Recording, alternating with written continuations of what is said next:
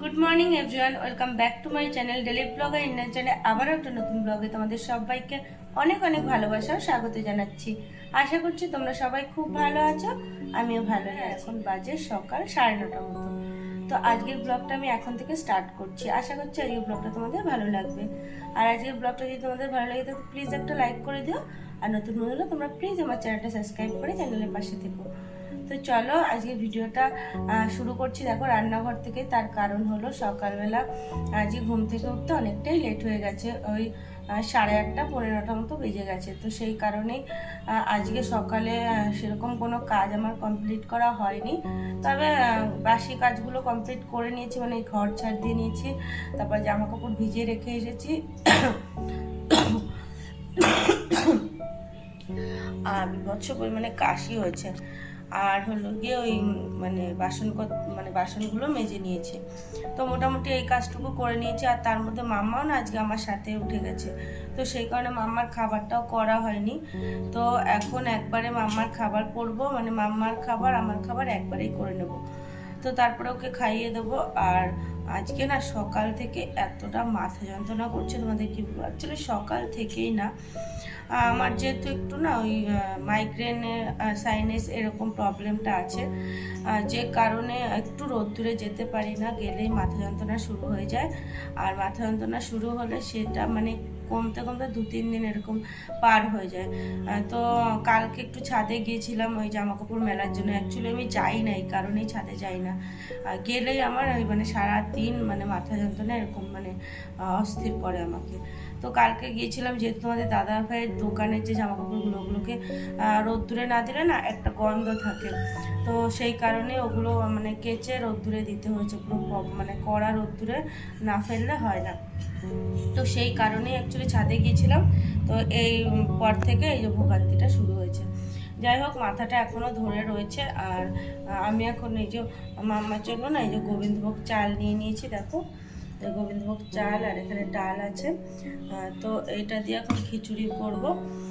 কারণ গোবিন্দভোগ চাল নেওয়ার একটাই কারণ এমনি চাল দিয়ে করলে মাম্মা খেতে চাইছে না। এখন ওর মুখে তো রুচি নেই, কদিন ধরে শরীরটাও ভালো না। আজকে আবার দেখছি সকালবেলা কাশি হচ্ছে।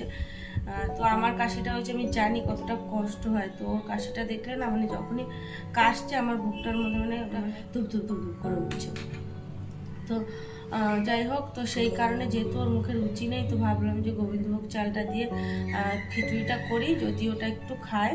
তো এই বেশি করে নিয়ে নিয়েছি, আমিও খেয়ে নেবো সকালে। কারণ আর আজকে চাটা কিছু করা হয়নি, অনেকটা দেরি হয়ে গেছে। তো এটা করে মাম্মাকে খাইয়ে আমি খেয়ে রান্নাবান্নার দিকে চলে আসবো। কারণ তাড়াতাড়ি করে না বসালে আবার অনেক লেট হয়ে যাবে, অলরেডি অনেক লেট হয়ে গেছে।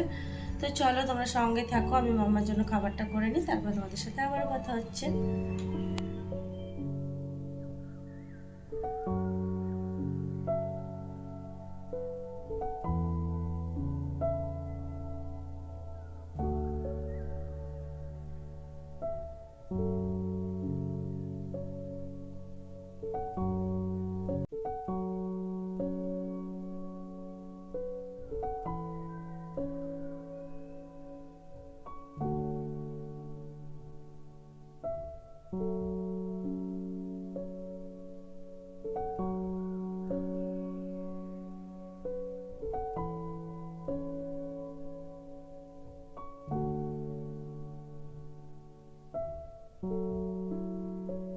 রান্না বান্নার সমস্ত জোগাড়যন্ত্র হয়ে গেছে, এখন শুধু রান্না বসালেই হয়। তো এদিকে ওই যে লাউটা তো কালকে কাটাই ছিল, তো লাউটা এই যে সেই কাটাই রয়েছে, বের করে নিয়েছি, ফ্রিজে রেখেছিলাম অ্যাকচুয়ালি। তো ফ্রিজ থেকে বের করে নিয়েছি, এখানে ঠান্ডা হয়ে গেছে, মানে ঠান্ডা ছিল লাউটা, এখন মানে ঠান্ডাটা কেটে গেছে। তো ভাত তো এখানে বসিয়ে দিয়েছি। দেখো ভাতটা কিন্তু উঠলে গেছে বলে একটু কমিয়ে দিয়েছি আমি ইন্ডাকশনটা। আর এখানে এই যে চিংড়ি মাছে নুন হলুদ মাখিয়ে নিয়েছি। তো মাছগুলো এখন ভেজে নেব।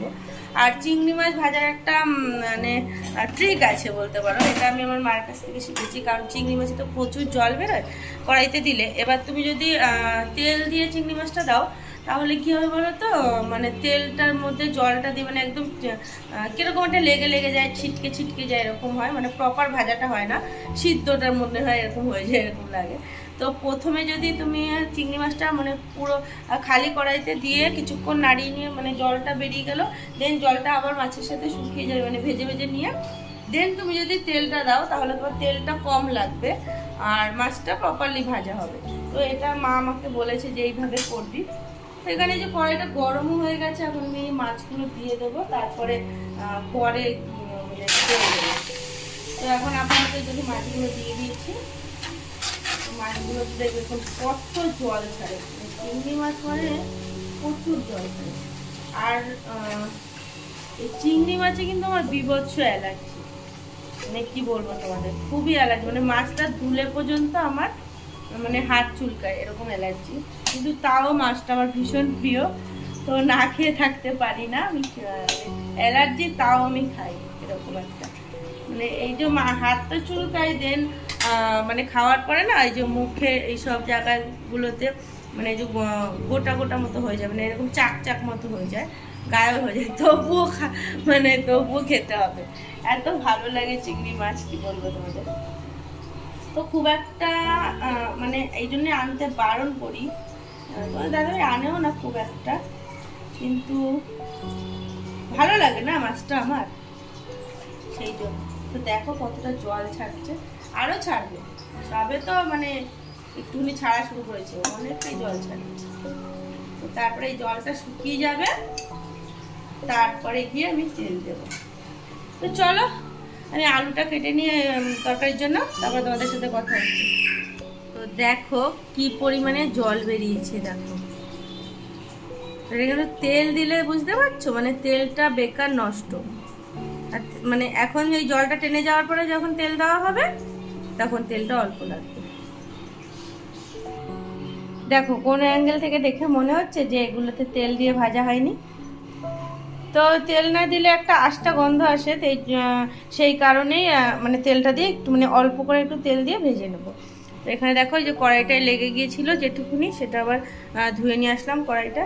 তো কড়াইটা গরম হলে একটু তেল দিয়ে মাছটাকে ভেজে নেবো।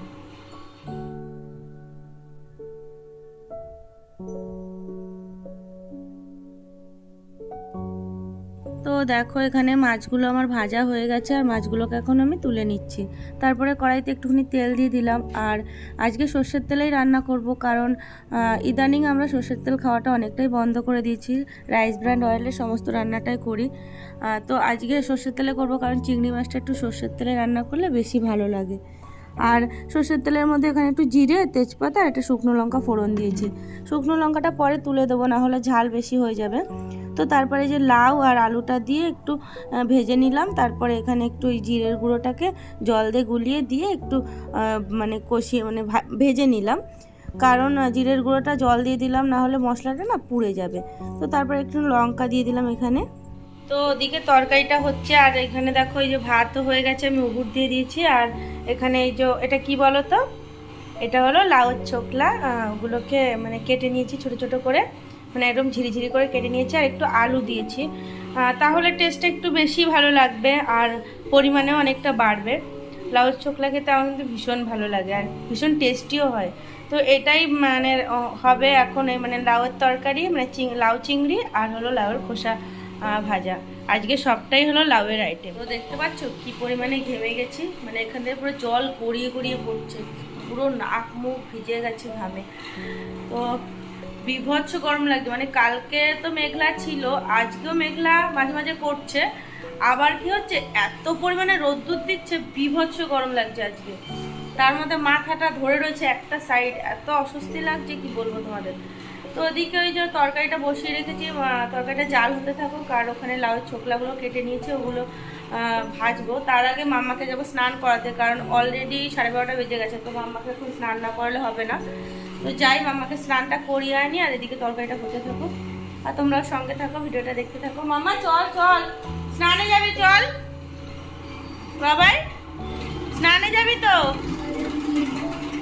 দাঁড়ান দরজা দিয়ে দিচ্ছি, চল চল স্নানে যাবো চল, তারা বন্ধ করে দিই টিভিটা, চল চল চলো, আসো আসো আসো স্নানে যাবো, আসো আসো, চলো চলো।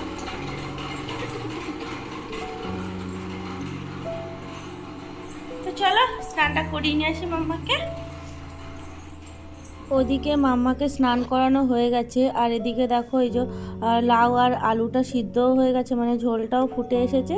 এখন চিংড়ি মাছটাকে দিয়ে দিলাম, তারপরে এখন একটু ঢাকা দিয়ে কিছুক্ষণ ফুটিয়ে নিয়ে তারপরে এখানে দেখো এই যে লাউ থেকে কতটা জল ছেড়েছে দেখেছো, কিন্তু অল্প করেই জল দিয়েছিলাম কারণ লাউ থেকে অনেকটাই জল বেরিয়ে আসে।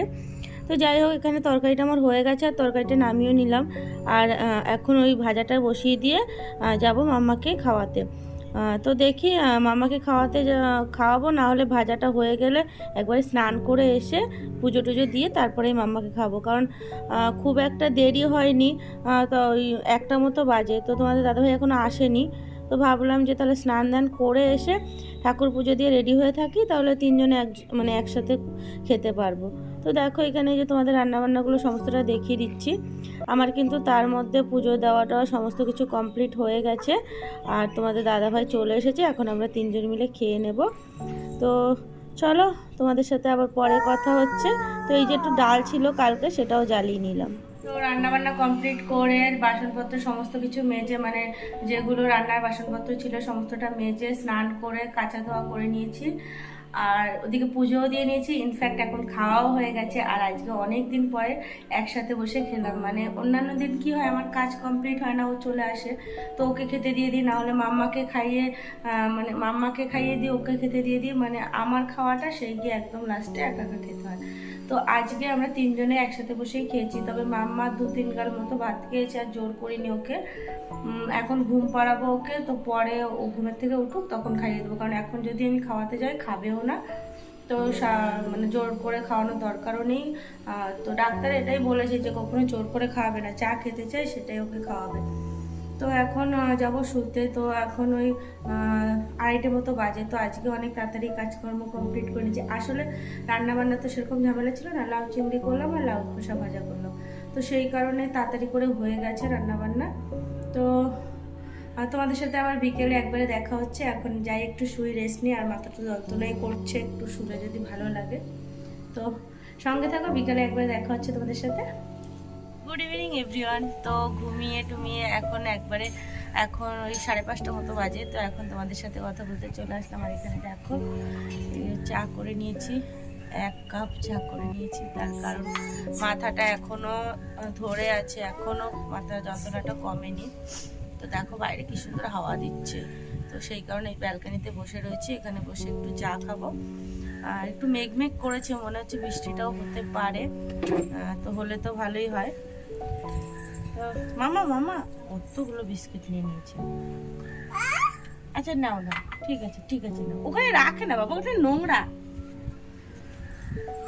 আমার হাতে রাখো। কথা বললে শুনবে না, ব্যালকনির মধ্যে মানে বিস্কিট রাখছে। বাবা ওখানটা বিস্কিট রাখে না, বিস্কিট রাখে না বাবাই, দেখো ওখানটা বিস্কিট বলতে গেলে চিৎকার করছে। তো তোমাদের দাদাভাই জিমে গিয়েছিল, তখন আমরা ঘুমাচ্ছিলাম, তো বাড়ি আসলো, এসে আবার দোকানে বেরিয়ে গেছে, মানে বিকেলে দোকান করবে, মাল রয়েছে সেই কারণে। আমি এখন চাটা একটু খাবো, আর মাম্মাকে যেহেতু দুপুরেও খাইনি, ঘুমিয়েই পড়েছিল, তো ওকে দেখি কিছু একটা খাওয়াবো। আর রাত্রে সমস্ত কিছুই রয়েছে, দুপুরে রান্নাবান্না আর এক্সট্রা করে কিছু করতে হবে না, শুধু ভাতটা করলেই হয়ে যাবে। তো চাটা খেয়ে দেখো আমরা ছাদে চলে এসেছি মা মেয়ে মিলে।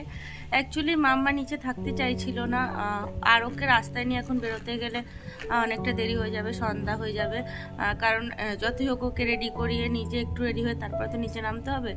আর তাছাড়াও মাম্মা না রাস্তায় গিয়ে অতটাও মানে আনন্দ করে না, ওকে যতটা ছাদে নিয়ে আসলে আনন্দ করে, ও রাস্তায় গেলে অতটা খুশি হয় না। তো সেই কারণে বাবা ওঠো ওঠো ওঠো ওঠো ওঠো নোংরা বাবা, তো সেই কারণে ওকে ওই ছাদেই নিয়ে এসেছি, ওই ছাদে বসে খেলা করছে। এই পাপোশটা ধুয়ে দিয়েছিলাম কালকে, তো এটা নিয়ে খেলা করছে, বলে বসো বসো। হ্যাঁ বাবা, তো পাখি, তো এখন বসে বসে আমরা একটু হাওয়া খাচ্ছি মা মেয়ে মিলে, আর কিছু ভিডিও এডিটিং করার আছে, সেগুলোকেও এখন করব। আর কি, আর মানে আর রাত্রেও তো শেয়ার করার মতো কিছু নেই, তো ভিডিওটা আর বড় করব না, এখানেই শেষ করব। তো চলো ভিডিওটা আজকের মতো এখানেই শেষ করছি। তোমাদের কেমন লাগলো ভিডিওটা অবশ্যই কিন্তু কমেন্ট করে জানাবে, আর ভিডিওটা ভালো লাগলে অবশ্যই একটা লাইক করে দেবে। আর নতুন বন্ধুরা তোমরা প্লিজ আমার চ্যানেলটা সাবস্ক্রাইব করে দিও।